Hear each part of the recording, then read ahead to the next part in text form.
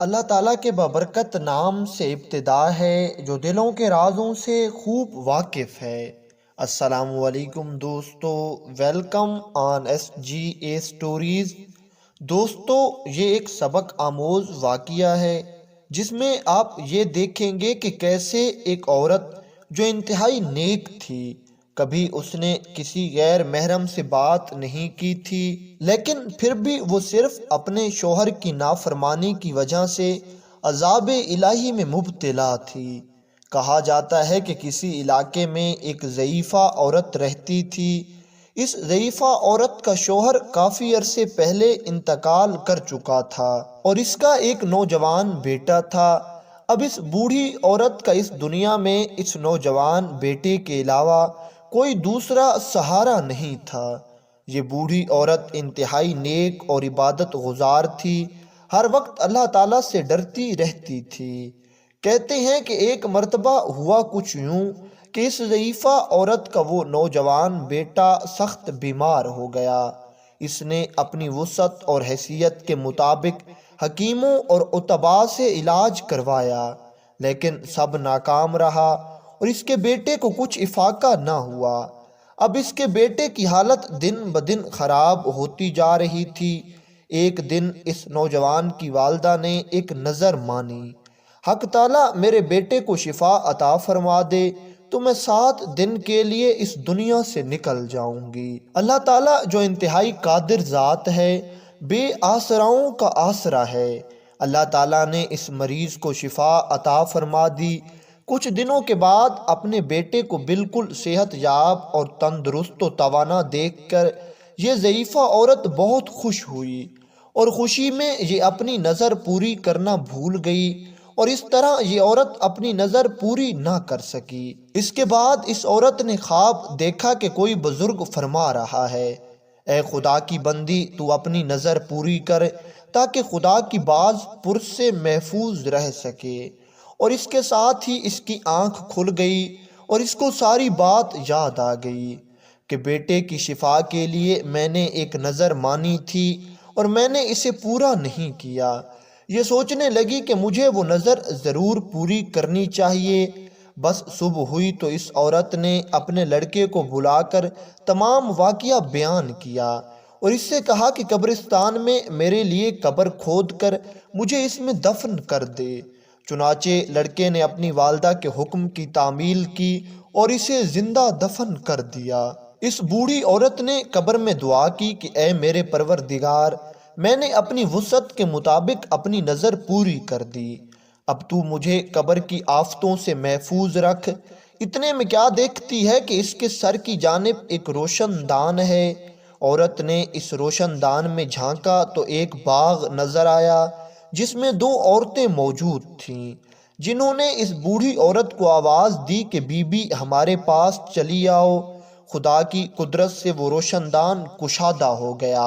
یہ بوڑھی عورت اس روشن دان سے گزر کر باغیچے میں ان دونوں عورتوں کے پاس جا پہنچی اور وہاں پہنچ کر اس نے دیکھا باغ انتہائی خوبصورت ہے اور اس باغ میں یہ دونوں عورتیں بیٹھی ہیں۔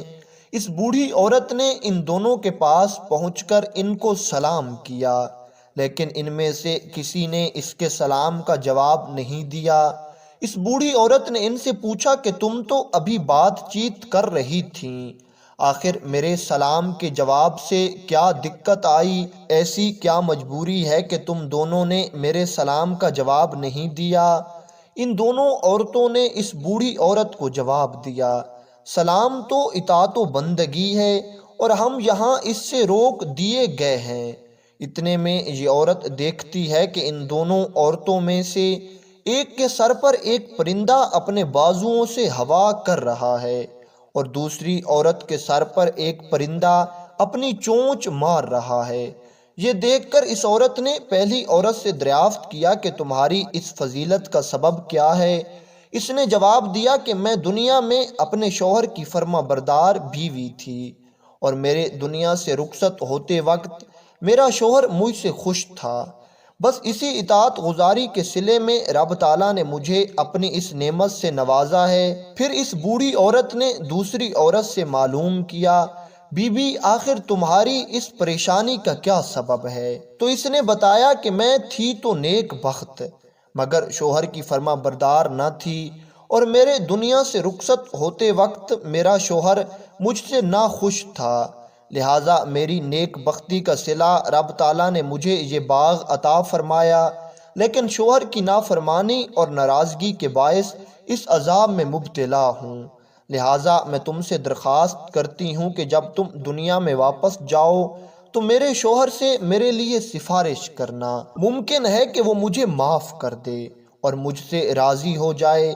چنانچہ جب اس بوڑھی عورت پر 7 دن گزر چکے تو ان دونوں عورتوں نے اس کو بتایا کہ دیکھو اب تم اپنی قبر میں چلی جاؤ، تمہارا لڑکا آیا ہوا ہے۔ اس بات کو سن کر اس بوڑھی عورت نے اپنی قبر میں آ کر دیکھا تو معلوم ہوا کہ اس کا لڑکا قبر کھود رہا ہے۔ پھر یہ لڑکا اپنی والدہ کو لے کر گھر آ گیا تو خبر مشہور ہو گئی کہ فلاں عورت کا جوان بیٹا بیمار ہو گیا تھا، اور اس نے اپنے بیٹے کی صحت کے لیے ایک عجیب و غریب نظر مانی تھی کہ اگر اللہ تعالیٰ نے اس کے بیٹے کو صحت دے دی تو یہ 7 دن کے لیے دنیا سے چلی جائے گی، اور اس کے لیے یہ 7 دن زندہ قبر میں رہی ہے، اور آج یہ قبر سے صحیح سلامت واپس آ گئی ہے اور اس نے اپنی نظر پوری کر دی ہے۔ اس خبر کو سن کر جوق در جوق لوگ اس کی ملاقات کو آنے لگے۔ جو لوگ اس بوڑھی عورت سے ملنے کے لیے آئے تھے ان میں اس عورت کا شوہر بھی تھا جس عورت نے اپنی سفارش کی درخواست کی تھی۔ اس ضعیفہ عورت نے اس شخص کو سب لوگوں سے علیحدہ کیا اور اس کو ساری بات من و عن بتا دی کہ کس طرح میں نے تمہاری بیوی کا یہ حال دیکھا ہے کہ اللہ تعالیٰ نے اس کو اپنی نیکی کے صلے میں جنت تو عطا کر دی ہے، لیکن کیونکہ وہ تمہاری نافرمان تھی اس وجہ سے اللہ تعالیٰ نے اس پر عذاب مسلط کر رکھا ہے، اور روز ایک پرندہ اس کے سر پر چونچ مارتا رہتا ہے۔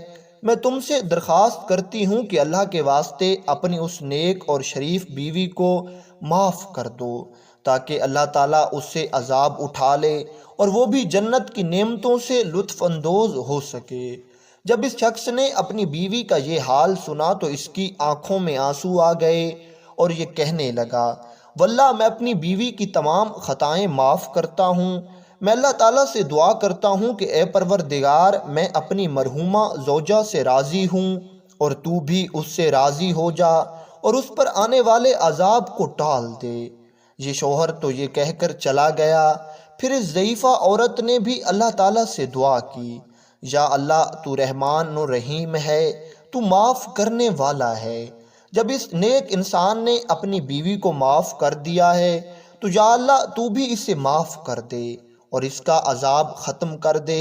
پھر اگلی رات اس بوڑھی عورت نے خواب دیکھا جس میں دیکھتی ہے کہ وہی عورت اس کے خواب میں آئی اور اس سے کہہ رہی تھی، بی بی تیری وجہ سے اللہ تعالیٰ نے مجھے عذاب سے نجات دے دی ہے، تیرے بھی اللہ گناہ معاف کرے اور تجھے اس کی بہتر جزا عطا فرمائے۔ اس واقعے سے ہمیں یہ سبق ملتا ہے کہ شوہر کی فرما برداری کتنی ضروری اور لازمی چیز ہے۔